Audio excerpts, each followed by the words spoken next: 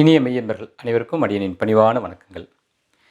2024ஆம் ஆண்டில் அமர்ந்த கிரகநிலைகளுடைய கொடுப்பினை, கெடுப்பினை இவைகளிலிருந்து நாம் எப்படி ஒரு பலன்களை வாங்கலாம், எப்படி நாம் தப்பித்து அந்த கிரகங்கிட்டிருந்து வெற்றிகரமான வாழ்க்கையை வாழச் செய்யலாம் அப்படிங்கிறத பற்றி தான் இந்த தொகுப்பில் பார்க்கறக்கு வரோம்.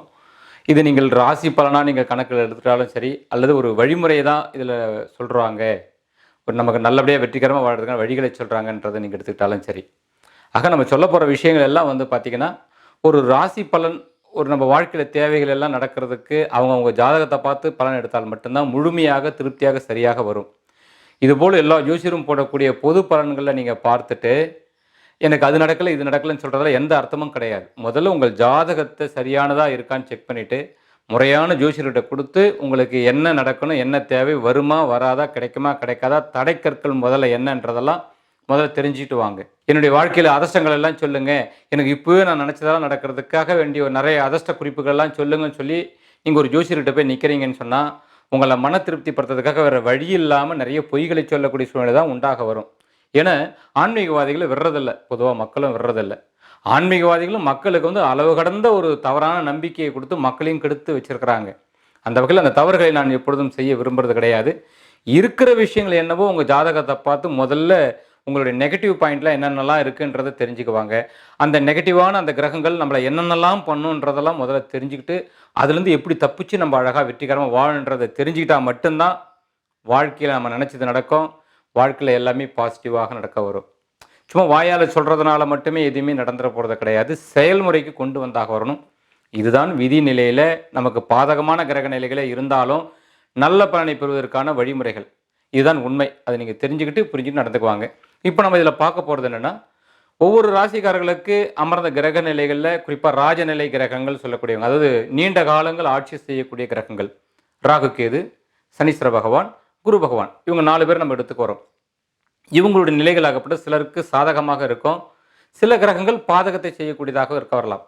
அதிலிருந்து நம்ம எப்படி அதிர்ஷ்டகரமாக வாழறதுன்றதை பற்றி தான் நம்ம இதில் ரத்ன சுருக்கமாக தான் பார்க்க வரோம். இனி தொடர்ச்சியாக உங்களுடைய ராசிபாவத்துக்குரிய பலனை பாருங்கள். ஆத்ம வணக்கங்கள். நட்சத்திர அதிர்ஷ்டங்கள் இந்த புத்தகம் ஒரு சிறந்த வாழ்க்கைக்கு வழிகாட்டியாக இருக்க வரும். அனைவரிடம் இருக்க வேண்டிய ஒரு அத்தியாவசியமான வழிகாட்டி புத்தகம் இந்த புத்தகம். இந்த ஒரு புத்தகம் உங்கள் குடும்பம், பரம்பரை யாவருக்கும் பலன் தரக்கூடியதாக இருக்க வரும். அனைவருமே பார்த்துக்கு வரலாம். ஒரு புத்தகத்திலேயே பேப்பர் புத்தகம் கிடையாது. இது PDF ஃபார்மேட்டில் மொபைல், கம்ப்யூட்டர், லேப்டாப்பில் படிக்கக்கூடிய வசதி கொண்ட புத்தகம் இந்த புத்தகம். விரும்புவோர் வாங்கி பலன் பெறலாம். நன்றி. கும்பராசி அன்பர்களுக்கு வரக்கூடிய 2024ஆம் ஆண்டு எப்படி இருக்குது அப்படின்னு பார்க்குறக்கு வரோம். எல்லாம் நல்லதாகவே நடக்கும் அப்படிங்கிறது மன உறுதியோடு நாம் நம்பி, நாம் செய்ய வேண்டிய செயல்கள் எல்லாம் நல்லதாகவே நம்ம செய்தோன்னு சொன்னால் எல்லா நாளும் நல்ல நாளே. கிரகங்களுடைய வரவை கண்டு நம்ம எப்பொழுதும் சந்தோஷப்பட வேண்டிய அவசியம் இல்லை, பயப்பட வேண்டிய அவசியமும் கிடையாது. நம்மளை நாம் ஆள நம்முடைய எண்ணங்களும் செயல்களும் உறுதியாக இருந்துச்சுன்னு சொன்னாலே, சரியாக இருந்ததுன்னு சொன்னாலே, நாம் தான் எல்லாவற்றையும் நினச்சதெல்லாம் சாதிக்க செய்ய வருவோம். இது நம்முடைய பரமாத்மாவில் இருந்து எல்லாருமே வாழ்ந்து வந்த பெரியவர்கள், ஆன்மீகவாதி எல்லாரும் சொன்ன ஒரு விஷயந்தான். நமக்கு என்ன வேணுமோ, என்ன நம்ம பிறர்கிட்ட எதிர்பார்க்குறோமோ அதையே நாம் பிறருக்கும் நம்ம வழங்கணும், அதையே நம்ம பிறருக்கும் கொடுக்க வரணும். பிறரிடமிருந்து நம்ம அன்பை எதிர்பார்க்குறோம், சந்தோஷத்தை எதிர்பார்க்குறோம், மரியாதையை எதிர்பார்க்குறோம், நம்ம மேலே எல்லா வகையிலையும் ஒரு ஈர்ப்பு விதியோடு எல்லாரும் இருக்கணும்னு எதிர்பார்க்குறோம். அதே மாதிரி நாமும் பிறருக்கு இருக்கணும். அப்படி இருந்துட்டாக்க எல்லாம் சரியாக இருக்கும் அப்படின்னு சொல்ல வருவாங்க. இந்த ஒரு அனுபவத்தை கொடுக்கக்கூடியவர் தான் சனிதேவர். அந்த சனிதேவர் உங்களுடைய கும்பராசியில் ஜென்மத்திலேயே அமர்ந்திருக்கிறார். உங்களுடைய ராசிநாதனே அவர் தான். சனீஸ்வரர் இருந்தால் 7.5 சனி, ஜென்ம சனி அப்படிலாம் ஒன்றும் கிடையாது. மனதை கட்டுப்படுத்தக்கூடியவர், இல்லை நம்ம கட்டுப்பாடாக வச்சுக்கிறணும். மனம் என்று சொல்லக்கூடிய கிரகம் சந்திரனுக்கு இவர் எதிர்ப்பானவர். எது போன்ற சந்திரனுக்கு எதிர்ப்பானவர், எது போன்ற மனதுக்கு எதிர்ப்பானவர்னா, ஓடன பாதையெல்லாம் ஓட விடக்கூடாது. சிறகடிச்சு பறக்கிறது பார்த்தீங்கன்னா இந்த மனசுன்னு சொல்லக்கூடிய சந்திரன் தான். ஆசையே ஒரு கட்டுப்பாடு இல்லாமல் இருக்கக்கூடிய ஒரு சந்திர பகவான். இயல்பாக அடிக்கடி தன்னுடைய நிறத்தை மாற்றிக்கிட்டே இருக்கக்கூடிய குணம் கொண்டவர் தான் சந்திர பகவான். ஏன்னா 27 நட்சத்திரத்தை அப்படியே ஒவ்வொரு நாளாக கடந்துக்கிட்டே வருவார். ஒவ்வொரு நட்சத்திரத்துக்கும் ஒரு குணம் இருக்கும். அந்த குண செய்கைகள் தான் அவர்கிட்ட இருக்கிறோம். அதையே நம்ம மனசுக்கு கொடுக்க வருவார். ஒரு நிலையான குறிக்கோளை வைக்க மாட்டார் சந்திரன். அப்போது சனிதேவர் அப்படியே எப்படின்னாக்கா சாதிக்க வைக்கக்கூடியவர். நிலையானதாக இருக்கணும், பேராசைலாம் இருக்கக்கூடாது. நம்ம மனசை எப்படி சந்தோஷப்படணும்னு ஆசைப்படுறோமோ பிறர் மனசையும் நம்ம சந்தோஷப்படுத்தணும்னு ஆசைப்படணும்.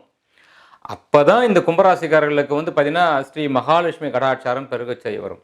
சனிதேவருடைய குணம் எல்லாம் வந்து பார்த்தீங்கன்னா, மகாலட்சுமி கடாட்சாரத்தை எளிமையாக பெற்று தரக்கூடியது. இறைவனுடைய அத்தனை பேருடைய அனுகிரகத்தையும் எளிமையாக பெற்று தரக்கூடிய குண அம்சம் கொண்டதாகவே இருக்க வரும்.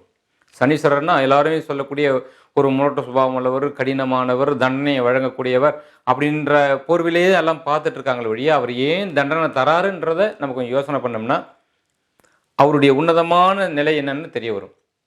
அவர் ஒரு நீதிமான் அப்படிங்கிறத விட ஒரு ஒழுக்க சீலர். குரு பகவானை விட ஒழுக்க சீலர் அவர். எல்லா வகையிலுமே சுய கட்டுப்பாடு உள்ளவர்.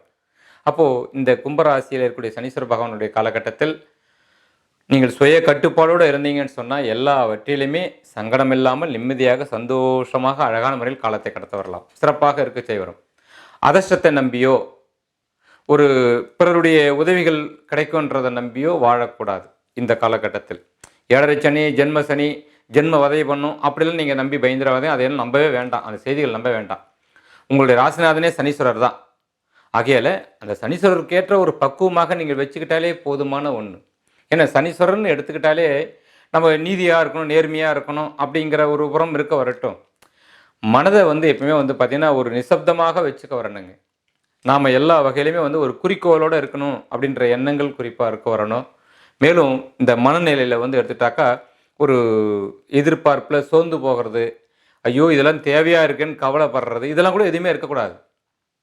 உறுதியோடு என்னால் வாழ முடியும், வாழ்ந்து காட்டுறேன், யாருக்கு எதிர்ப்பாக சண்டை சச்சரவுகள் செய்து நான் வாழ விரும்பவே இல்லை, ஒரு அமைதியான வாழ்க்கையை வாழ விரும்புகிறேன், தர்மம் என் பக்கம் இருக்க வரும், அந்த தர்மத்தை நான் எப்பொழுதும் கைவிடாமல் நான் பிடிச்சிக்கு வருவேன் அப்படின்ற கொள்கையோடு இருந்தாலே சிறப்பாக இருக்கும். மேலும் வாழ்க்கையில் இறைவா தெரிந்தோ தெரியாமல் நான் எந்த தவறுகள் செய்திருந்தாலும் எங்களை மன்னித்து எங்கள் நல்வழிப்படுத்துங்கள், குருவாக இருந்து எனக்கு வழிகாட்டுங்க அப்படின்னு சொல்லி உங்களுடைய ராசிநாதனாக இருக்கக்கூடிய சனீஸ்வர பகவானே குருவாக ஏற்றுக்கிட்டு உங்கள் வாழ்க்கையை நீங்கள் ரொம்ப அழகாக கடந்தீங்கன்னு சொன்னால் அற்புதமாக இருக்க வரும். அற்புதமாக இருக்க வரும். இந்த ஜென்ம ராசியில் இடம்பெற்றிருக்கக்கூடிய அவிட்ட நட்சத்திரம் செவ்வாய், சதய நட்சத்திரம் ராகு, புரட்டாதி நட்சத்திரம் குருவுடையது. இந்த 3 கிரகத்துடைய ஆதிக்க தன்மைகள் உங்ககிட்ட குறிப்பாக இருக்க வரும்.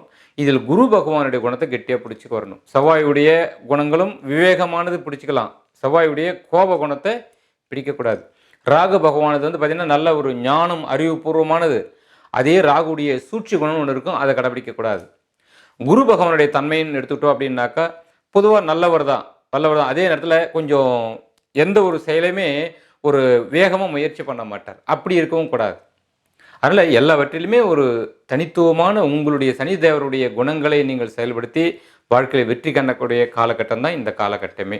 ஆகையில் இந்த ஜென்ம சனி அதனால் எங்களுக்கு ரொம்ப சிரமத்தை கொடுத்துரும் அப்படின்லாம் நீங்கள் எதிர்பார்க்க வேண்டாம். நம்முடைய எண்ணங்கள் எப்படியோ, மன உறுதி எப்படியோ, நம்முடைய செயல்பாடுகள் எப்படியோ, பிறருக்கு நம்ம எப்படி எதை வழங்குகிறோமோ அதே மாதிரியே இருக்க வரும். அதனால் பழைய குப்பைகள், நம்முடைய கவலைகள் எல்லாம் அதெல்லாம் தூக்கி போட்டுடணும், வைக்கவே கூடாது. பிரச்சனைகள் 1000 இருந்தாலும் சரி அதெல்லாம் வந்து பெருசப்படுத்தியே பார்க்கக்கூடாது. சனிதேவருக்கு அதெல்லாம் பிடிக்காது. ஏன்னா இயல்பாகவே அவர் ஒரு கவலை கிரகம், கவலைகளை அளிக்கக்கூடிய சூழல்கள் உள்ளது தான் அவருடைய குணமே. எப்பொழுதுமே அப்படி தான். ஏன்னா அவருடைய பிறப்புத்தன்மையே அப்படி தான் சொல்லப்பட வருது. அந்த வகையில் அவர் ஆட்சி ஆள்ற போதெல்லாம் அவர்கிட்ட என்ன இருக்குது அப்படின்னா, நமக்கு 9 கிரகம் நம்ம ஜாதகத்தில் பார்க்குறோம். சனீஸ்வரரை கடந்து இருக்கக்கூடிய மீதி 8 கிரகங்கள் இருக்கிறாங்கன்னா இவங்க எல்லாருமே எடுத்துக்கிட்டாக்கா எல்லாருமே உறவுகள் தான். இப்போ அந்த சனின்றவர் நாமளாக ஆகிட்டோம். ஜென்மத்துக்குரியவர் அவர் தானே, நம்ம ஜென்ம ராசிக்குரியவர் சனிதேவன். நாம் தான் இப்போ சனீஸ்வரராக இருக்கிறோம். கும்பராசிக்காரர்கள் சனீஸ்வரராக நீங்கள் இருக்கிறீங்கன்னா மற்றவங்களாம் வந்து பார்த்தீங்கன்னா அடுத்தடுத்து ஒரு உறவுகள் தான். அந்த உறவு தன்மையில் எடுத்துக்கிட்டீங்க அப்படின்னாக்கா இறந்து போனவங்களை கடந்து உயிரோடு இருக்கிறாங்க அப்படின்னாக்கா அவங்களுக்குரிய கிரகமாக இருக்கிறவங்களாம் பெரும்பாலும் சனீஸ்வரர் கண்டா ஆகாது. அப்போது சனீஸ்வரர்னாலே பார்த்தீங்கன்னா எல்லாருமே கொஞ்சம் கொடுக்கறதுக்கு தயங்குவாங்க, பயப்படுவாங்க, இல்லை மனசு வராதுன்னு சொல்லி வரலாம். அப்போ சனிதேவர் உங்களை ஆள்ற போது பார்த்தா ஏறக்குறைய அப்படி தான் இருக்கும். பழகிறவங்க, உறவுகள், நண்பர்கள் எல்லாருமே பார்த்தா யாருமே எனக்கு கொடுக்குற மாதிரி தெரியல, எனக்கு உதவி பண்ணுறாம தெரியல, எனக்கு ஒரு ஆறுதல் கொடுக்க மாட்டேங்கிறாங்க. நான் தான் அவங்களுக்குலாம் ஓடி ஓடி வேலை செய்திருக்கிறேன், ஆறுதல் கொடுத்துருக்குறேன், எல்லாம் பண்ணிருக்கிறேன், எனக்காக யாருமே இல்லைன்ற மாதிரியான ஒரு வெறுப்புணர்ச்சியெல்லாம் கூட மனசுக்கு வர பார்க்க வரும். சில நேரத்தில் சொல்லி காட்டக்கூடிய சூழல் கூட உண்டாக வரலாம். அதெல்லாம் நீங்கள் பெருசுப்படுத்தக்கூடாது. என் கடமையை நான் செய்தேன், என் அன்பை நான் வெளிப்படுத்தினேன், அவ்வளோதான். மற்றவங்களாம் செய்தால் செய்யுங்க, செய்யட்டா போங்க பரவாயில்ல அப்படின்ற மாதிரி இங்கே உங்கள் மனசை வந்து நிசப்தமாக நீங்கள் வச்சுக்க வரணும். ராகு கேது அப்படின்றது இறந்து போனவங்களுக்குரியவங்க. அந்த இறந்து போனவங்களுடைய அன்பை பெற்று தரணும் அப்படின்னா ராகு கேது வகையில் முன்னவர்கள் எல்லாம் நல்லதே செய்துட்டு போயிருக்க வரணும். அப்படி ஒரு நல்ல தன்மைகள் இல்லைன்னா ராகுக்கு நிலைமையிலேருந்தும் பார்த்தீங்கன்னா நமக்கு வந்து மேலும் கவலைகள் தான் பெருக செய்ய வரும். அகில உங்களை நம்பி உங்களுடைய சுய கட்டுப்பாடோடு நீங்கள் இருந்தீங்கன்னு சொன்னால் எல்லாம் சிறப்பாக இருக்கும். சனிதேவருக்கு பிடித்தமான தான தர்மங்கள், பிறரை பரிகாசம் செய்யாமல் இருக்கிறது, ஒரு ரொம்ப வறியவனுக்கும் சரி ஆதரவற்றவங்களுக்கும் சரி உங்களால் என்ற உதவிகள் செய்ய முயற்சிகள் பண்ண வர்றது, எதையுமே ஊதாசனப்படுத்தாமல் இருக்க வர்றது, இப்படிலாம் இருந்துட்டாலே வாழ்க்கை ரொம்ப சிறப்பாக போகிறோம். யார்கிட்டையும் எதையும் எதிர்பார்க்காமல் இருந்துக்க வரணும். அப்படி இருந்தால் உங்கள் ஜென்மம் பாதுகாக்கப்படும். உங்கள் குடும்ப வீடு தனஸ்தானம் என்று சொல்லக்கூடிய உங்கள் குடும்பம் என்று சொல்லக்கூடிய இடத்துல ராக பகவான் வந்து அமர்ந்திருக்கிறார். அப்போ இந்த ராக பகவான் 2ல் இருந்தாலே வந்து பார்த்தீங்கன்னா நாகதோஷம்னு சொல்லுவாங்க. நாகதோஷம்னா என்ன? பித்ருதோஷம்னு சொல்லுவாங்க. பித்ருதோஷம்னா என்னென்னா நம்முடைய முன்னவர்கள் வாழ்ந்து முடிச்சுட்டு போன பெரியவங்களாம் இருக்கிறாங்கன்னா அவங்க செய்த சாபங்கள் ஏதாகலும் நம்ம பரம்பரையில் யாராவது அப்பா அம்மா திட்டு வாங்கியிருக்கிறாங்க, அவங்ககிட்ட சாபத்தை கொடுத்துருக்குறாங்கனாலோ, இல்லை பாவத்தை பண்ணியிருக்கிறாங்க, அவங்க வெளியே நபர்களுக்கு பிற ஆத்மாக்களுக்கு பாவத்தை பண்ணியிருக்கிறாங்க அப்படின்னாலும் அதன் ரூபமாக இந்த நாகம் என்று சொல்லக்கூடிய ராக பகவான் வந்து குடும்ப வீட்டில் அமர்ந்திருக்கிறவர் குடும்பத்தில் ஒரு கலகத்தை உண்டு பண்ண பார்க்க வருவார். ஒரு புறம் வருமானம் வரும், அதில் குறை கிடையாது. வருமானங்கள் ஒரு புறம் வந்தாலும் அதெல்லாம் வீண் விரயத்துக்கு கொண்டு போக வைக்க வரும். குடும்ப நபர்கள்லாம் வந்து பார்க்கவும் நம்ம சொல்லக்கூடிய விஷயத்தெல்லாம் வந்து எதிர்ப்பாக பேசுகிறாங்க, குடும்பமே எனக்கு வந்து எதிர்ப்பாக இருக்குது, அல்லது குடும்பத்தில் வறுமைகள் இருக்குது, கஷ்டம் இருக்குது, அதை தீர்த்துப்படி செய்ய முடியவே இல்லை, ஒன்று போனால் ஒன்று வந்துகிட்டே இருக்க வருது, கலகங்கள் உருவாக்கிட்டே இருக்க வருது, பேச்சு ஈடுபட மாட்டேங்குது, எல்லாரும் எனக்கு எதிர்ப்பாக இருக்கிறாங்களோன்னு தோணுதுன்ற மாதிரியான சூழல்கள்லாம் உண்டு பண்ணும். பாவங்கள் இருந்தால் முன்னவங்க செய்திருப்போனா பாவங்கள் இருந்தால் அப்படி ஒரு நிலை இருக்கிறோம். அப்படிலாம் இல்லை, எல்லாம் நல்லவங்க அப்படின்னாக்க இதே ராகு பகவானே ஒன்றுக்கு இரண்டிப்பான ஒரு வருமானத்தை கொடுத்துட்டு போக வருவார். அதிலே கொஞ்சம் கவனமாக இருந்துக்கு வரணும். ஏன்னா சனிதேவருக்கு கட்டுப்பாடான வருமானம், அது சரியான வருமானமாக இருக்கணும். பாவ வருமானங்கள் இருக்கக்கூடாது. நம்ம உழைச்சி எவ்வளோ வேணாலும் கோடி கோடியே சம்பாரிச்சிக்கலாம். பிறருக்கு ஏமாற்றி அவங்க மன வேதனைப்பட்டு நம்ம ஒரு வருமானத்தை வாங்குகிறோம் அப்படின்னாக்கா சனிதேவர் அந்த வருமானத்தை என்ன பண்ண வருவார்னா வீண் விரயத்துக்கு கொண்டு போய் விட்டுடுவார். ஒரு வைத்திய செலவுக்கு பண்ணுறது, ஏதாவது ரொம்ப வழக்காக செலவுகள் பண்ண வைக்க வர்றது, இல்லை எவ்வளோ செல்வம் இருந்தால் எனக்கு என்ன புண்ணியம், நிம்மதி இல்லையே அப்படிங்கிற மாதிரி ஒரு வருத்தம், யாரும் எனக்கு உண்மையாக இல்லையே அப்படிங்கிற மாதிரி சூழ்நிலை உண்டு பண்ணுறது, இப்படி ஏதாவது பண்ணிட்டு போயிடுவார். அதனால் எல்லாவற்றிலும் ஒரு சுய கட்டுப்பாடோடு இருந்துக்கணும்.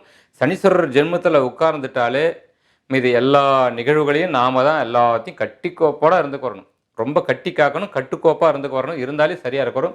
அப்போ இந்த ராகுபவன் 2ஆம் ஸ்தானத்தில் இருக்கிறதுனால கொஞ்சம் குடும்பத்தார்கிட்ட பெருசாக எதையும் எதிர்பார்க்கக்கூடாது. அன்பு ஆதரவு எல்லா வகையிலையும் யாரையும் சந்தேகப்படவும் கூடாது, பெருசாக எதிர்பார்க்கவும் கூடாது. நீங்கள் கொடுக்கணும், மாறாக நீங்கள் கொடுக்க வரணும். அவங்ககிட்ட எதையும் எதிர்பார்க்கக்கூடாது. உங்கள் கடமையை செய்யலாம், அங்கிருந்து பலன் எதையும் எதிர்பார்க்கக்கூடாது. குடும்பத்தில் தேவையற்ற கலகங்கள் உருவாக்க யாரோ ஒரு உறுப்பினர் உங்கள் வீட்டில் இருக்கிறவங்க கூட முயற்சிகள் செய்ய வரலாம். அத்தனையும் அமைதியாக சமாதானமாக தான் எடுத்துக்க வரணும். இந்த நேரத்தில் எதுக்கும் ஒரு பஞ்சாயத்துன்றது பண்ணவே கூடாது. அது கவனமாக பார்த்துக்க வரணும். ஏதோ ஒரு உணர்ச்சிவசப்பட்டு கோபத்தின் அடிப்படையில் கூட உங்கள் வார்த்தைகள் நீங்கள் கொட்டக்கூடிய சூழ்நிலை உண்டாக வரலாம். அதையும் செய்யக்கூடாது. ரகசியத்தை குடும்பத்தில் பாதுகாத்துக்க வரணும். குடும்பத்தார் எல்லாருமே கூட பாதுகாத்துக்க வரணும். இந்த காலகட்டத்தில் உங்கள் முன்னோர்களுடைய வழிபாடுகள் செய்கிறது, தான தர்மங்கள் செய்ய வர்றது, குலதெய்வத்துடைய வழிபாடுகள் செய்ய வர்றது இதெல்லாம் சிறப்பு. மேலும் காலபைரவர் வழிபாடு உங்களுக்கு ரொம்ப சிறப்பாக இருக்க வரும். காலபைரவர் சனிதேவருடைய குருநாதர். அவர்கிட்ட சரணடைந்து தெரிஞ்சோ தெரியாமல் செய்த தவறுகளை மன்னிச்சிருங்க ஐயான்னு சொல்லி வேண்டிக்கிறது இதெல்லாம் ரொம்ப ஒரு சிறந்த பலாபலனை வழங்கக்கூடியதாக இருக்க வரும். அகையில் குடும்ப வீட்டில் இருக்கக்கூடிய இந்த ராகு வந்து ஏறக்குறைய அது ஒரு கருநாகம்னு சொல்லுவாங்க. ஒரு கருநாகம் வீட்டில் வந்து நிம்மதியாக தூங்க முடியாதுன்னு சொல்லுவாங்க இல்லைங்களா, அந்த மாதிரி இந்த கருநாகம் புகுந்தார் மாதிரின்னு சொல்லக்கூடிய விஷயம் இது எல்லாருக்கும் இல்லை. முன்னோர்கள் ஒரு வேளை ஒரு சமநிலையாக இல்லாமல் கொஞ்சம் பாவத்தையும் பண்ணியிருக்காங்க, கொஞ்சம் புண்ணியத்தையும் பண்ணியிருக்கிறாங்க அப்படின்ற மாதிரி இருந்தாலும் சங்கடம் தான். ஏன்னா ராகு கேதுக்கள் குறிப்பிட்ட இடத்துல வர்ற பொழுது அவங்களுடைய பணியாக செய்யக்கூடிய விஷயங்கள் ஒன்று உண்டு. முன்னோர்கள் செய்த வினையில் தீய வினைகளுக்கு தான் முதல்ல வந்து எட்டு வந்து கொட்டிட்டு போவாங்க. குடும்ப வீட்டில் இருக்கிறாங்க இல்லையா, குடும்பத்தை எட்டு வந்து கொட்டிடுவாங்க. வருமானத்தில் ஒரு பின்னத்தை உண்டாகிறது, இல்லை பாவ வருமானத்தை நம்மக்கிட்ட கொடுத்து அது மூலமாக நமக்கு நிறைய அழிவுகளை கொடுக்க பார்க்க வர்றது, சந்ததிகளுக்கு அழிவு கொடுக்க பார்க்க வர்றது, தன் சாபத்தை நிறைவேற்றிக்கிறது. இந்த ராகுலாம் செய்த தவறுகள், அந்த தவறுகளை வந்து பார்த்திங்கன்னா நாகத்தின் மூலமாக வந்து குடும்பத்திலிருந்து கொட்டி விட்டு போயிடுவாங்க. ஆகையால் இந்த காலகட்டம் எல்லாத்துலேயும் சரிங்க, வருமானம் சம்பாதிக்கிறதுல, பேசுகிறதுலேருந்து, குடும்ப உறவுகளை பராமரிக்கிறதுலேருந்து கூடுதலான கவனம் தேவை. நீங்கள் குற்றவாளியாக ஆகாமல் பார்த்துக்கணும். பிறர் உங்களை குற்றவாளியாக ஆக்கிறதுக்கு முயற்சியும் செய்ய வரலாம். கொஞ்சம் கவனமாக அந்த இடத்துல இருந்துக்க வரணும். ஆகையால் துர்க்கை அம்பாள் வழிபாடுலாம் ரொம்ப சிறப்பாக இருக்க வரும். காலதேவருடைய வழிபாடும் ரொம்ப சிறப்பாக இருக்கும். காலதேவர்னு காலபைரவ சுவாமி. நம்ம அதை சொன்ன மாதிரி அவர்கிட்ட போய் மன்னிப்பு கேட்டு அவர் காபந்து பண்ணும்படியாக வேண்டிக்க வர்றது இதெல்லாம் அடிக்கடி கொஞ்சம் வச்சுக்கிட்டோம்னாக்கா ரொம்ப நல்லா இருக்கும். உங்களுடைய மனதையும் உடம்பையும் உஷ்ணம் இல்லாமல் வச்சுக்க வரணும். முதல் நிலை அதுதான். கோபப்படக்கூடாது. நிம்மதியாக தூங்கி எழுந்திருக்கணும். இரவில் பகலில் தூங்கக்கூடாது. உடம்பை உஷ்ணம் இல்லாமல் வச்சுக்க வரணும். இதெல்லாம் அழகாக பாதுகாத்துக்கணும். 7.5 சனீஸ்வரர் இருக்கிறாருனாலே வாரம் ஒரு முறையாச்சும் எண்ணெய் தேய்ச்சி தலை குளிச்சிடணும். முறையான உணவுகள் இருக்க வரணும். முறையான தண்ணீர் உடம்புல இருக்க வரணும். உஷ்ணம் இருக்கவே கூடாது. கவனமாக பாதுகாத்துக்கு வரணும். நிதானமாக தான் சிந்திக்கணும். நிதானமாக தான் பேச செய்ய வரணும். செயல்கள் எல்லாமே பார்த்திங்கன்னா ஒரு குற்றங்குறை இல்லாத எப்படி சரியாக பண்ணணும், தப்பே இல்லாமல் பண்ணணும் நம்ம வாழ்க்கையில் எல்லாத்தையும்ன்ற மாதிரி ஒரு உஷாராக இருந்துட்டுன்னு சொன்னால் சிறப்பாக எல்லாவற்றிலும் தப்பிக்க செய்ய வரலாம். நல்லபடியாக இருக்க வரும் வருமானங்கள் இதெல்லாம் அப்போ தான் நல்லபடியாக இருக்க வரும். உங்கள் முயற்சி ஸ்தானத்தில் குரு பகவான் இருக்கிறார். உங்கள் தனாதிபதியே குரு பகவான் தான் 3ஆம் இடத்துல. அது அவருக்கு ஒரு மறைவு ஸ்தானம் தான். அதனால் உங்கள் முயற்சிகளில் வந்து பார்த்தீங்கன்னா கூடுதலான ஒரு எனர்ஜி தேவைங்கிறத வந்து குரு பகவான் அடிக்கடி உங்களுக்கு உணர்த்திக்கிட்டே இருக்க வருவார். மந்தமாக இருக்கக்கூடாது. 2இல் ராகு இருக்கிறார். இப்போது தனஸ்தானத்தில் ஜென்மத்தில் சனீஸ்வர பகவான் இருக்கிறாரு. 3ஆம் ஸ்தானம் ஜெயஸ்தானம் என்று சொல்லக்கூடிய முயற்சி என்று சொல்லக்கூடிய ஸ்தானத்தில் குரு பகவான் இருக்கிறாரு. இது விளைவாக என்ன ஆகுன்னா முயற்சி எந்த பாதையில் போனால் நமக்கு வழி கிடைக்குன்றதே தெரியாத மாதிரி இருக்க வரும். மந்தமாக இருக்கும். தூக்கம் வரா மாதிரி இருக்க வரும். எல்லாமே ரொம்ப ஸ்லோவாக செய்கிற மாதிரி இருக்க வரும். அதனால் நீங்கள் தான் வந்து என்ன பண்ணால் கொஞ்சம் எனர்ஜியை உருவாக்கிக்கணும். அதுக்கு என்ன பண்ணலான்னா கொஞ்சம் சூரிய உதயத்துக்கு முன்னாடியே காலையில் இப்படி காலையில் எழுந்திரிச்சுக்கு வரணும். உங்களுக்கு அரச மரம் இருக்குன்னா அரச மரத்தை வர பழக்கத்தை வச்சுக்க வரணும். கொஞ்சம் பிராணாயாம பயிற்சி கொஞ்சம் செய்துக்க வரணும். இதெல்லாம் அழகாக கொஞ்சம் செய்துக்கிட்டு கொஞ்சம் உடற்பயிற்சி கொஞ்சம் அழகாக செய்தீங்கன்னு சொன்னாக்கா கொஞ்சம் மந்த குணங்கள் விலக ஆரம்பிச்சு விட்டுடும். சிறப்பாக இருக்க வரும். கொஞ்சம் எந்த முயற்சியும் நான் பண்ண மாட்டேன் மந்தமாக இருக்குன்னா சனி உங்களை முழுமையாக பிடிச்சிருக்காருன்னு அர்த்தம். ஏன்னா சனீஸ்வரருக்கு 2 குணம் உண்டு. அவர்கிட்ட பாசிட்டிவ் உண்டு, நெகட்டிவ் உண்டு. நல்லா சுறுசுறுப்பாக எனர்ஜியாக இருக்கீங்கன்னாக்கா அவர் உங்களுக்கு நல்லது செய்துட்டுருக்காருன்னு அர்த்தம். இல்லைங்க மந்த புத்தியாக இருக்குது, எதையும் சிந்திக்கவே முடியல, எனக்கு வேலை செய்யவே பிடிக்கல, ரொம்ப அசம்பந்தமாக வேலை செய்கிறேன் அப்படின்னா இருக்குன்னா அவருடைய நெகட்டிவான ஒரு பலாபலம் உங்களுக்கு கொடுத்துட்ருக்காருன்னு அர்த்தம். சங்கடமாக இருக்காருன்னு அர்த்தம்.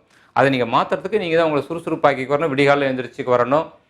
உடம்பு உஷ்ணம் இல்லாமல் வச்சுக்க வரணும். மண்டை சூடு ஆகும். மண்டை சூடுகள்லாம் ஆகக்கூடாது. வயிற்று சுத்தமாக வச்சுக்க வரணும். இப்படிலாம் அழகாக பண்ணிக்கிட்டோம்னாக்கா உங்களுக்கு இந்த முயற்சின்றது சரியாக இருக்க வரும். உங்களுக்கு நல்ல திட்டமிடல்கள்லாம் இந்த காலகட்டத்தில் கொடுக்க செய்ய வரும். ஏன்னா இப்போது குறிப்பிட்ட ஒரு 1.5 வருஷத்துக்கு ராகு பகவான் சரியில்லை, ஒரு 2 வருஷத்துக்கு சனீஸ்வர பகவான் சரியில்லை, 2 வருஷத்துக்கு குரு பகவானும் சரியில்லை. இப்போது கேது பகவானும் அதே நிலைமை தான். அப்போ இப்படி ராஜ கிரகங்களாக நீண்ட காலம் ஆட்சி செய்யக்கூடிய கிரகங்கள்லாம் சரியில்லை அப்படின்றதுக்காக நம்ம வந்து அப்படியே பதுங்கிக்கிட முடியாது. எலிவலையில் பதுங்கிருந்தாலும் கிரகங்கள் நம்மளை விட்டு வைக்காது. அதுக்காக பயந்துடவும் கூடாது. ஐயோ இப்படி இல்லையான்னு. அதிர்ஷ்டத்தை எதிர்பார்த்துட்டு இருக்கிறவங்கள தான் அவங்க கொடுக்க மாட்டாங்களா இவங்க கொடுக்க மாட்டாங்கன்னு காத்துட்ருக்க வரணும். நீங்கள் உங்களுடைய ஜென்ம ராசிநாதனாக இருக்கக்கூடிய சனீஸ்வர பகவானை நீங்கள் பலப்படுத்தினாலே போதும். அவர் உங்கள் ஜென்ம ராசியில் பலமாக நிற்கிறார். அது போதும். அது 7ன்னு பார்க்காதீங்க. துன்பம் தரக்கூடிய சனி ஜென்ம சனின்லாம் பார்க்காதீங்க. யார் சொன்னாலும் நம்பாதீங்க. உங்களுடைய சனி தேவரை நீங்கள் பலப்படுத்தினாலே உங்களை சுயத்தன்மையோடு நீங்கள் இருக்கீங்கன்னு அர்த்தம். நான் ஆரம்பிக்கிற பற்றி சொன்னேன் பார்த்தீங்களா, சுயமரியாதையோடு இருக்கிறது, சுயத்தன்மையாக இருக்கிறது, நம்மளை நம்பி நம்ம வாழறது. அதுக்குரியவரே சனிதேவர் அங்கே தான் இருக்கிறார் இல்லையா. அவருக்கு பிடிச்ச மாதிரி அவருடைய குணம் என்ன, வைராகிய குணம்.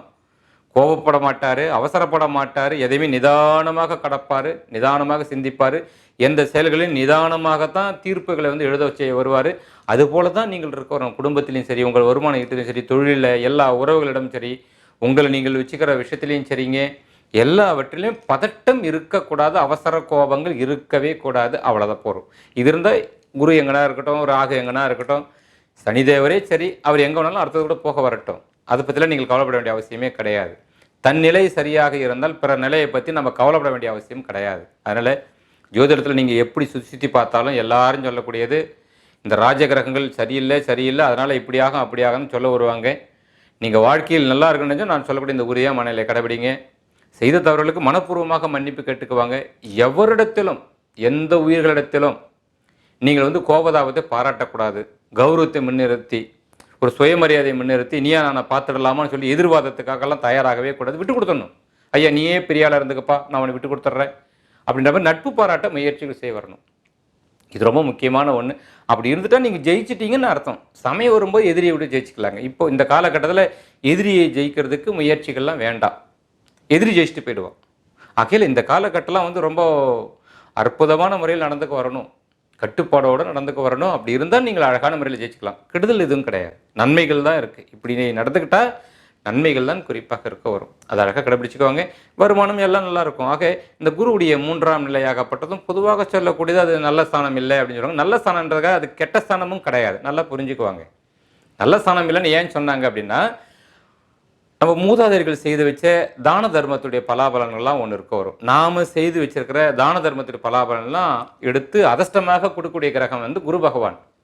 இப்போ அவர் அந்த அதிர்ஷ்டத்தெல்லாம் இந்த தான தர்மம் என்ற புண்ணிய பலாபலன்களை எல்லாம் எதுக்கு பயன்படுத்துவாரோ, நம்ம முயற்சிக்காகவே வீண் பண்ணுவார். நமக்கு அந்த முயற்சி மட்டுமே எடுப்போம். இதை பண்ணணும், அதை பண்ணணும், இது செய்யணும், அதை செய்யணும், செய்ய வருவோம். ஆனால் எல்லாத்துலேயும் ஒரு முட்டுக்கட்டையும் நடந்துகிட்டே இருக்கக்கூடிய சூழ்நிலை இருக்க வரும். பெருசாக வெற்றி அடைஞ்சாமல் இருக்க வராது. சரியான பாதை தெரியாது. வேற ஒன்றும் இல்லை, சரியான பாதை. ஆனால் நீங்கள் மட்டும் முயற்சி பண்ணிட்டு தான் இருக்க வருவீங்க. இயல்பான வாழ்க்கையில் இருக்கிறவங்களுக்கு ஒன்றும் பிரச்சனை இல்லை. இப்போ தான் புதுசாக வந்து படித்து முடிச்சுட்டு இப்போ தான் என் வாழ்க்கையை நான் துவங்குறேன்றவங்களுக்கு கொஞ்சம் கஷ்டமாக இருக்கும். அவ்வளோதான வழியே. ஏற்கனவே நான் வேலையில் இருக்கிறேங்க, குடும்ப வகையிலெல்லாம் செட்டில் ஆகிட்டோம், அப்படியே கொஞ்சம் போயிட்டுருக்கு வாழ்க்கை நார்மலானா அவங்களுக்கு எந்த சிரமமும் தெரிய வராது. கொஞ்சம் வார்த்தைகளில் மட்டும் கொஞ்சம் கவனம் வச்சுட்டால் போதுமானது. பேசுகிற வார்த்தைகளில் மட்டும் ஒருத்தரை வாதம் பண்ணிக்காமல் புண்படுத்திக்காமல் இருந்தால் அதுவே போதும் வழி. மற்றபடி கவலைப்பட தேவையில்லை. புதிதாக இப்போ தான் வாழ்க்கையை தொடங்குறேன், தொழிலை தொடங்கணும், திருமண பந்தத்தில் இணைய போகிறோன்றவங்க தான் கொஞ்சம் பார்த்து அந்த முயற்சிகளாக ரொம்ப அழகாக நேர்த்தியாக அவசரப்பட்டு எதுவுமே மாட்டிக்காமல் இருந்தனால் போதுமானது. மற்றபடி கெடுக்கக்கூடிய குரு அது இல்லை, கொடுக்கக்கூடிய குருவும் அது அல்ல. முயற்சி சரியாக பண்ணிக்கொண்டு ஒரு வழித்தடத்தை போட்டு தரக்கூடிய குரு தான் இருக்கிறாரு. அடுத்தது 4ஆம் இடத்துக்கு போக போகிறாரு. மே 1க்கு அப்புறம் 4ஆம் இடத்துக்கு போக போகிறாரு. அந்த இடமும் சிறப்பு இல்லைன்னு சொன்னாலும் உங்களுக்கு குருவுடைய அனுகிரக பார்வைகள் எல்லாம் சிறப்பாக இருக்கிறதுனால நன்மையாக இருக்கும். நன்மையாகத்தான் இருக்கிறோம். சுப செலவுகள் அழகாக செய்து அசையா ஒரு நல்ல ஒரு பிராப்தத்தை எல்லாம் பெறக்கூடிய சூழ்நிலைகள்லாம் அதே குரு பகவானே கொடுக்க வருவார். ஏன்னா உங்களுடைய ராசிநாதன் ஜென்மத்தில் அமரக்கூடிய சனீஸ்வர பகவான் உங்கள் ஜென்ம சந்தோஷம் தரக்கூடிய பொறுப்பும் அவர்கிட்ட உண்டு. ஆனால் நீங்கள் ஆசை கொள்ளாமல் சனீஸ்வரரை போல சுய கட்டுப்பாடோடு நீங்கள் இருந்துட்டீங்கன்னா, உங்கள் மனசை வச்சுக்கிட்டீங்கன்னாக்கா உங்களுக்கு என்னென்ன தேவை எல்லாவற்றையும் அவர்கிட்ட கொடுத்துட்டு போயிடுவார். இல்லை சுய கட்டுப்பாடே இல்லாத அளவுக்கு நான் ஒரு பிரம்மாண்டமான மனநிலையை நான் வைக்கிறேன் அப்படின்னு சொன்னாக்கா ஏமாற்றத்தை கொடுத்துட்டு போய்டும். அதனால தான் அதெல்லாம் கொஞ்சம் ஒரு சுய கட்டுப்பாடாக இருந்துக்குவாங்க. மற்றபடி எல்லாம் நல்லாயிருக்கும். அதே போல் உங்களுடைய இந்த 4ஆம் வீட்டில் குரு பகவான் இப்பொழுதைக்கு இல்லை, மே 1க்கு அப்புறம் தான் வரப்போகிறார். இருந்தாலும் சுக்கிர பகவான் உங்களுக்கு தேவையான சுகங்களை எல்லாம் கொடுத்துக்கிட்டு தான் இருக்க வருவார். அவருடைய நிலை நல்ல நிலையில் இருக்கிறதுனால உங்களுக்கு சிறப்பாக இருக்க வரும். அதுபோல் புத்திர வகையிலையும் சரிங்க, ஒரு நன்மைகள் இருக்க வரும். குடும்பத்தில் தேவைகள் அதிகம் இருக்க வரும். வரத்து குறைவாக இருக்குது, ஆனால் தேவைகள் அதிகமாக இருக்குதுன்றதுனால ஒரு சின்ன ஒரு போராட்டங்கள் இருக்க வரும். சின்ன வாய்ப்பு கிடைச்சா நம்ம குறுக்கு வழியாச்சும் அந்த பொருளை ஈட்டிடணும் அப்படின்ற சூழ்நிலை வர பார்க்கலாம். இங்கே தான் கவனமாக இருக்க வரணும். பொருள் ஈட்டுவதில் மட்டும் கிடையாது, ஒரு சுப வைபவத்தை வீட்டில் நடத்துகிறதா இருந்தாலும் சரிங்க, ஒரு பேச்சு வகையில் பிறர்கிட்ட ஒரு காரியத்தை சாதிக்கிறதுலேயும் சரிங்க, எல்லாமே நேர்வகையில் நிதானமான போக்கோட கவனமாக நீங்கள் செயல்பட்டாக வரணும். ஏன்னா வரக்கூடியவன் நம்பிக்கை துரோகிகள்லாம் உங்ககிட்ட வர்றது வாய்ப்பு உண்டு. ஆசை காட்டி உங்களை மோசம் செய்வதற்கான வாய்ப்புகளும் இருக்க வருது. உறவு வகையிலையும் சரி, நண்பர் வகையிலும் சரிங்க, எல்லாமே தீர ஆலோசனை பண்ணி தான் ஒரு முடிவு எடுத்து எல்லாமே செய்ய வரணும். உங்கள் குழந்தைகளுக்கு நீங்கள் செய்தாலும் சரி, ஒரு சொத்து பத்துக்கள் நீங்கள் வாங்குற விஷயத்தையும் சரிங்க, உங்களுடைய சுய முடிவுலையும் சரி, எல்லாவற்றிலுமே ஒரு தனித்த ஆலோசனை ரொம்ப முக்கியமான ஒன்று. அதான் சுய கட்டுப்பாடுன்ற வார்த்தையிலே எல்லாம் அடங்கி போகுது. அதெல்லாம் பண்ணிட்டு வாங்க. மற்றபடி நல்லாயிருக்கும். நான் முதலே சொன்ன மாதிரி தான், குலதெய்வத்தை மனப்பூர்வமாக கெட்டியாக பிடிச்சிக்குவாங்க. முன்னோர்கள் செய்ய வேண்டிய தீர்த்த விஷ கடமைகளை முறையாக செய்திருங்க, நன்மையாக இருக்க வரும். இந்த காலகட்டத்தில் வந்து உங்கள் விரோதி ஜெயிப்பதற்காக உங்கள் மனதை அடக்குவது தான் சிறந்த ஒரு மார்க்கம். அதனால் அதை அழகாக பார்த்துக்கோங்க. ஒரு கடன் இருக்குது, பிரச்சனை இருக்குது, எல்லாத்தையும் சரி பண்ணிக்க வரலாம். எல்லாமே சரியாக போக வரும், பயப்பட வேண்டியதில்லை. ஏன்னா 7.5 சனி அப்படிங்கிறது என்னென்னா நம்முடைய கர்ம வினை பாவங்களை தித்துப்படி செய்யக்கூடியவர் தான். அந்த கர்ம வினையால் தான் நமக்கு வந்து ஒரு நோய் இருக்கிறதோ, கடன் இருக்கிறதோ, வம்பு வழக்குகள் இருக்கிறதோ, நம்ம ஆசைப்பட்டதை நம்ம அடைய முடியாமல் இருக்கிறதோ, இது போன்ற நிகழ்ச்சிகள்லாம் இருக்குது இல்லையா, அதெல்லா பிரச்சனையும் தித்துப்படி பண்ணிடுவார். கர்ம வினை தித்துப்படி ஆகிட்டால் அதுக்கப்புறம் வந்து நமக்கு எல்லாம் அது கிடச்சிருன்னு அர்த்தம், விரும்புறதெல்லாம் கிடச்சிருன்னு அர்த்தம். அதனால் இந்த காலகட்டத்தில் நம்ம அது கட்டுப்படணும். கர்ம வினைகள் தீர்றதுக்காக கஷ்டங்கள் இருக்குதா, சரி இறைவா உங்கள் சித்தம், நான் உங்களை பணிகிறேன், நீங்களே எங்களுக்கு நல்லது செய்யுங்கன்னு சொல்லி அப்படியே நம்ம இருந்துட்டு நம்ம வாழ்க்கையை அப்படியே மெல்ல கடந்தாலே எல்லாம் விலகி விருப்பமெல்லாம் நடக்க செய்ய வருங்க. இந்த காலகட்டத்தில் திருமணத்தெல்லாம் அமைச்சிக்கலாமன்னா கொஞ்சம் பார்த்து அமைக்க வரும். நாகதோஷம் உள்ள ஜாதக வரன்கள் தான் வருவதற்கான வாய்ப்புகள் நிறைய இருக்க வரும் கும்பராசிக்காரர்களுக்கு. ஏன்னா 2ஆம் ஸ்தானத்தில் ராகு இருக்கார் இல்லையா, குடும்ப ராகுன்னு பேர். குடும்ப ராகுன்னா ஒரு எல்லாருக்கும் நாகதோஷம் பிடிச்சா மாதிரி. நாகதோஷம் பிடிச்சா என்ன ஆகுன்னு, நம்ம விருப்பங்கள் நடக்காது, ஜானியார்னா மனசு இருக்கும், நம்ம நினைக்கிறது ஒன்றா இருக்கும், நடக்கிறது ஒன்றா இருக்கும். உங்களுக்கு சரி, உங்கள் குடும்பத்தாருக்கும் சரி, ஒரே மாதிரி புலம்பலாக இருக்கும் எல்லாருக்குமே. அதனால் வரக்கூடிய வரன்களும் ஏறக்குறைய அதே மாதிரியே வரும். எங்கள் குடும்பம் தான் ஒரு மாதிரின்னா வந்த குடும்பம் அதோட இல்லையே மோசமாக இருக்குன்ற மாதிரிலாம் இருக்கும். அதனால் ஜாதகங்களை பரிபூர்ணமாக ஆராய்ந்து தான் திருமண வாழ்க்கையை அழகான முறையில் அமைக்கணும்.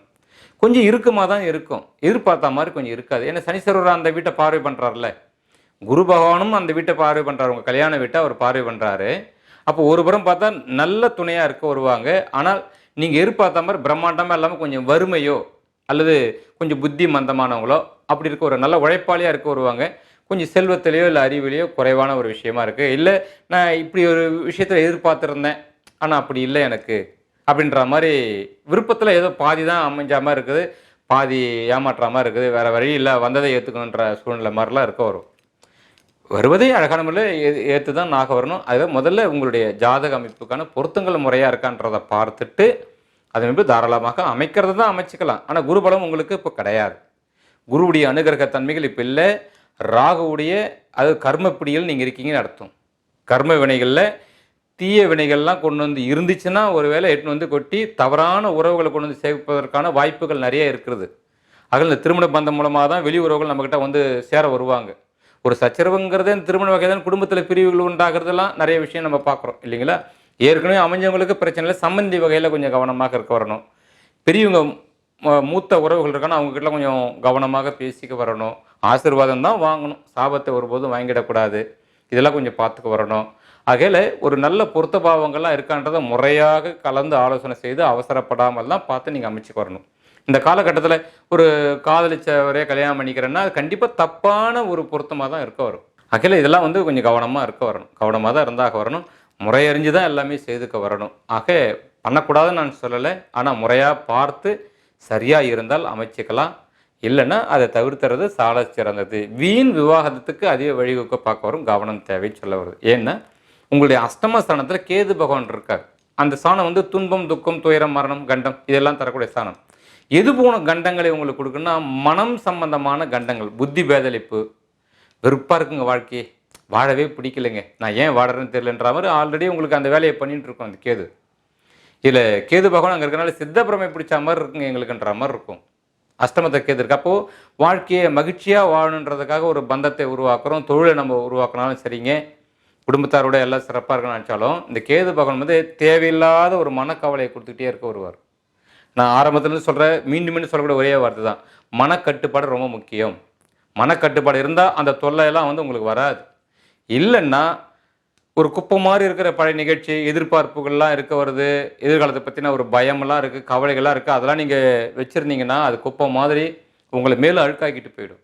அதனால் இருப்பது இருக்கட்டும், என்னால் நான் முயற்சி பண்ணுறேன், கிடைச்சா கிடைக்கணும், கிடைக்கலாம் பரவாயில்ல, எதுவாக இருந்தாலும் பார்த்துக்கலான்ற மாதிரி மனசை சமநிலையாக வச்சுக்கிட்டிங்கனாக்கா சிறப்பாக இருக்குது. இல்லைன்னா வீண் கவலைகளை உண்டாக்கி ஒரு பைத்தியத்துக்கு இணையான குணபாவத்தை கொடுத்து விடக்கூடியவர் தான் கேது பகவான். அதனால் விநாயக பெருமானுடைய வழிபாடை மனப்பூர்வமாக வழிபாடுகள் செய்துட்டு வாங்க.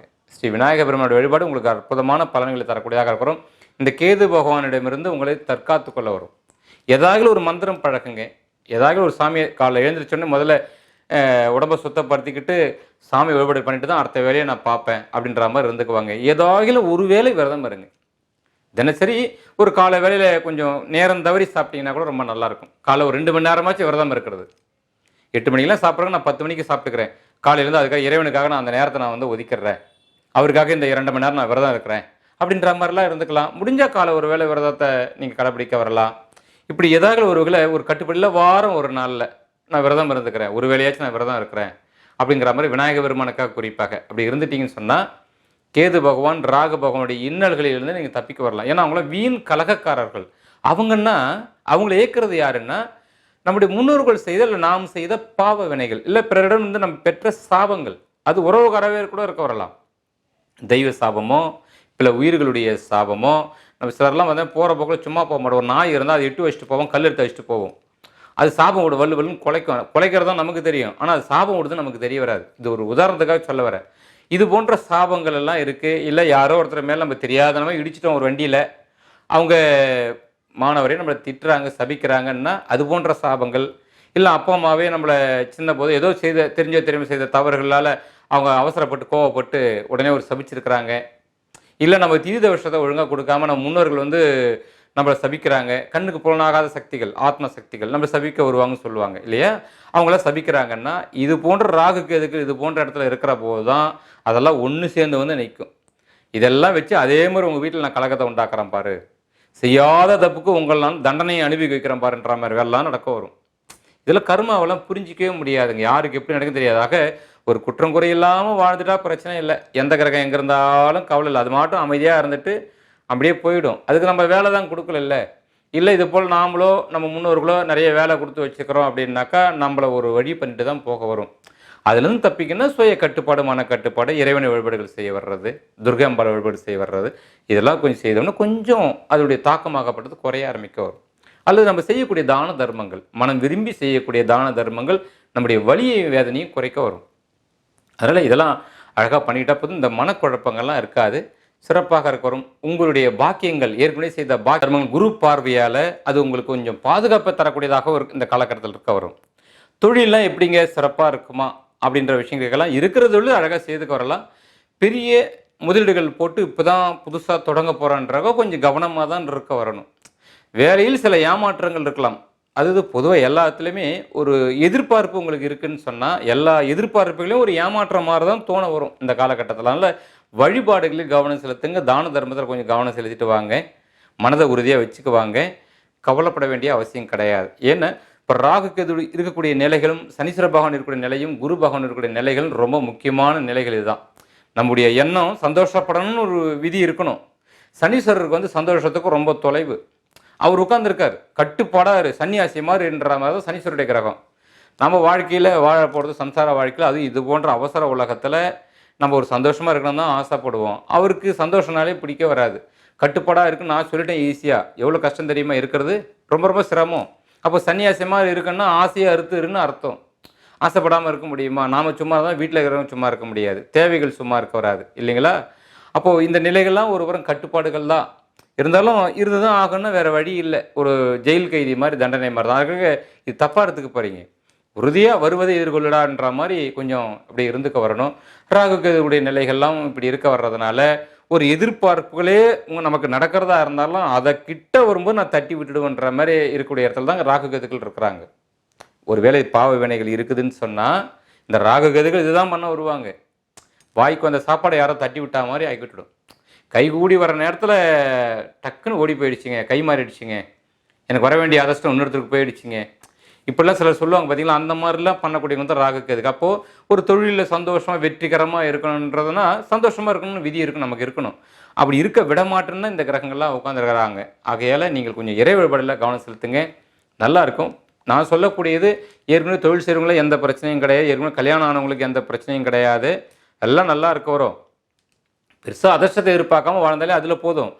புதிதாக வாழ்க்கையை இப்போ தான் கல்யாணம் பண்ண போகிறேன், இப்போ தான் தொழில் பார்க்க போகிறேன்றவங்க தான் கொஞ்சம் இதெல்லாம் கட்டுப்பாடுகள்லாம் ரொம்ப தேவை. தடைகள் இருக்கும், தடைகளை எல்லாம் நீங்கள் தாண்டுவதற்கான சுய சாமர்த்தியத்தை நீங்கள் வளர்த்துக்க வரணும். அவ்வளோதான். தாங்கக்கூடிய மனோபலத்தை நீங்கள் தான் வளர்த்துக்க வரணும். சோர்ந்து போயிடக்கூடாது. எல்லாமும் தன்னால் கிடைக்கலாம் எதிர்பார்த்துலாம் இருக்கக்கூடாது. நாமளாக தேடி போனால் தான் கிடைக்கும் அப்படின்ற முறையில் தான் நீங்கள் தொழிலை கூட தேடி பார்க்க வரணும். கிடைச்சிரும். சனிதேவருடைய ஒரு அற்புதமான குணம் என்னென்னா, யார் முயற்சி பண்ணுறாங்களோ அவங்களுக்கு அவமானத்தை உண்டாக்க மாட்டார். எவ்வளோக்கு எவ்வளோ முயற்சி பண்ணுறீங்களோ கடவுள் கொடுக்கணும்னு அவசியம் இல்லை, தான தர்மங்கள் கொடுக்கணும்னு அவசியம் இல்லை. உன்னுடைய முயற்சியாக நான் இருந்து உனக்கு எல்லாமே கொடுப்பேன் அப்படின்னு தரக்கூடிய அற்புதமான கிரகம்தான் சனிதேவர், உங்களுடைய ஜென்ம ராசிநாதர். அதனால் இது ரொம்ப விசேஷம். மேலும் காலச்சக்கரத்தினுடைய லாபராசியே உங்களுக்கு கும்பராசி தான், 11வது ராசி. எப்படியாவது கடவுள் உங்களுடைய தேவையை பூர்த்தி பண்ணணும் ஒரு விதி இருக்குது இந்த கும்பத்துக்கு மட்டும். ரொம்பலாம் கஷ்டப்பட வேண்டிய அவசியத்தை அந்தளவுக்கு விட்டுட மாட்டார் உங்களை.